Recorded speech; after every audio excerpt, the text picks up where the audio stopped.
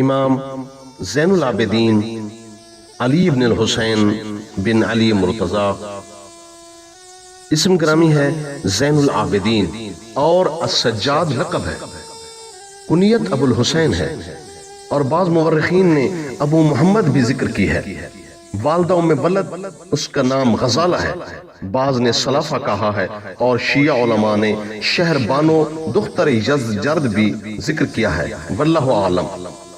ولادت مشہور قول کے مطابق 37 ہجری یا 38 ہجری میں ہے۔ وفات ربیع الاول 94 ہجری یا 95 ہجری مدینہ طیبہ میں ہوئی۔ واقعہ کربلا میں موجود تھے، اور اس وقت ان کی عمر قریباً 22 یا 23 سال تھی، اور اس وقت آپ بیمار تھے، اس لیے قتال لڑائی میں شامل نہیں ہو سکے۔ کتاب المعارف ابن قتیبہ دینوری صفحہ نمبر 94، اور طبقات ابن سعد صفحہ 109 سے 114۔